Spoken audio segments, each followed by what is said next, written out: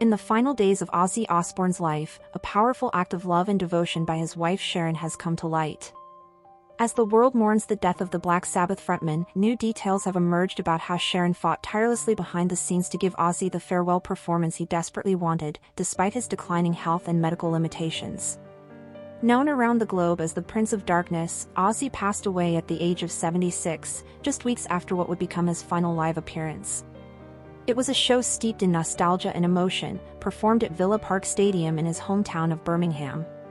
But few knew at the time how much Sharon had done to make that concert possible. According to the Mirror, the road to Ozzy's last show was riddled with complications. Given his struggles with Parkinson's disease and limited mobility, insurance companies refused to back the event if Ozzy intended to perform standing. His deteriorating physical condition made him a high-risk liability, and the insurers were unwilling to approve the concert without significant limitations or a hefty premium. But Sharon, ever the determined force in Ozzy's life and career, refused to let bureaucracy or health issues rob her husband of a final connection with his fans. Working quietly but forcefully behind the scenes, she reportedly brokered a compromise with insurance agents that would allow the show to go on. Ozzy would perform seated on a custom-designed throne. This adjustment allowed the legendary rocker to safely take the stage and deliver an unforgettable performance. He sang 5 solo songs along with 4 iconic Black Sabbath tracks, all from a specially crafted black throne, adorned fittingly with a bat motif, a nod to his infamous stage persona. Despite needing to sit throughout, the energy and emotion were palpable. For fans, it was a historic and deeply moving experience. An unnamed insider told the Mirror, with Parkinson's and the mobility problems, there was no way any insurance company was going to greenlight Ozzy standing up to perform.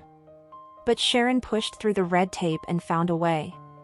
The throne was the solution, a symbolic and practical gesture. It showed just how determined she was to help Ozzy fulfill his dream, even in the face of adversity. She truly pulled off a miracle. The concert, aptly titled Back to the Beginning, was more than just a show, it was a full-circle moment. Held in Birmingham, where Black Sabbath was formed in 1968, the performance reunited Ozzy with original bandmates Tony Iommi, Geezer Butler, and Bill Ward for the first time since 2005. Over 42,000 fans filled the stadium within minutes of tickets going on sale, each one eager to see the icon one last time. Ozzy's final image, seated on his throne, flanked by his longtime bandmates, bathed in stage lights, is now etched in the memories of millions. At the conclusion of the show, he delivered a heartfelt message: "This is the last song ever. Your support has enabled us to live an amazing lifestyle. Thank you from the bottom of our hearts." As fireworks filled the sky and a message lit up the screen reading, "Thank you for everything, you guys are effing amazing. Birmingham forever." Fans knew they had just witnessed a legend's curtain call. Tragically, less than 3 weeks later, Ozzy was gone. On the morning of his death, emergency services were dispatched to the Osbourne family estate, Welders House, a grand, Grade II listed mansion nestled near the village of Chalfont Street, Giles in Buckinghamshire. Around 10:30 a.m., an air ambulance was seen landing in a nearby field after being deployed from RAF Benson, roughly 27 miles away. Paramedics rushed to the home and spent nearly 2 hours attending to the ailing star. Though they did all they could, Ozzy's life could not be saved. Ozzy's journey from Birmingham school dropout to international rock legend is one of the most dramatic and turbulent in music history. Born John Michael Osbourne in 1948, he left school at 15 and found himself in trouble with the law, eventually serving a short stint in prison for burglary. But music offered him a way out, and by 1970, Black Sabbath had become a global sensation with their dark, heavy sound.